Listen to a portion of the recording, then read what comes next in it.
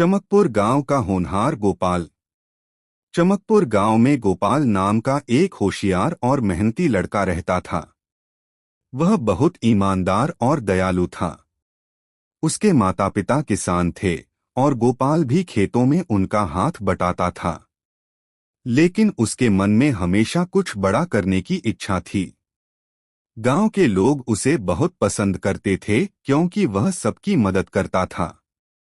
गांव में एक पुराना पेड़ था जिसके नीचे गोपाल रोज पढ़ाई करता था। उसकी लगन देखकर गांव के शिक्षक भी उसकी सहायता करते थे।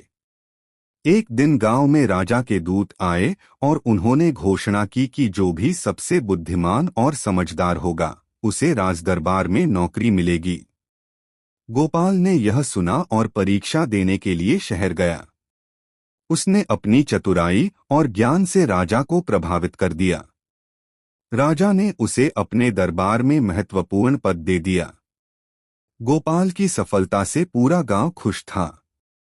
उसने अपने गांव की भलाई के लिए काम किया और वहां स्कूल, कुएं और सड़कों का निर्माण करवाया। इस तरह मेहनत और ईमानदारी से गोपाल ने अपने गांव का नाम रोशन किया और सबके लिए प्रेरणा बन गया। चमकपुर गांव हरे भरे खेतों और सादगी से भरा हुआ था। इसी गांव में गोपाल नाम का एक लड़का रहता था। वह बहुत ही मेहनती, ईमानदार और समझदार था। उसके माता पिता किसान थे, लेकिन गोपाल का मन हमेशा कुछ नया सीखने और बड़ा करने की ओर लगा रहता था। गोपाल की लगन। गांव में एक पुराना बरगद का पेड़ था जिसके नीचे गोपाल रोज बैठकर पढ़ाई करता था। उसकी लगन देखकर गांव के बुजुर्ग और शिक्षक भी उसकी मदद करते थे।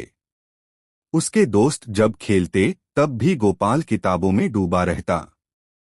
एक दिन गांव के जमींदार ने गांव के बच्चों की परीक्षा ली। गोपाल ने अपने उत्तरों से सबको चौंका दिया। जमींदार बहुत प्रभावित हुआ और उसने गोपाल को शहर में पढ़ाई करने के लिए छात्रवृत्ति दी। शहर की नई दुनिया। गोपाल पहली बार गांव से बाहर निकला और शहर की चकाचौंध देखकर हैरान रह गया। उसने पूरी लगन से पढ़ाई की और कुछ सालों बाद विद्वान बनकर लौटा।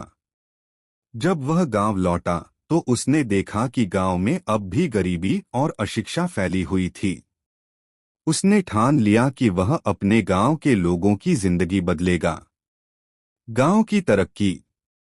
गोपाल ने गांव में पहला स्कूल खोला जहां गरीब बच्चों को मुफ्त शिक्षा मिलने लगी।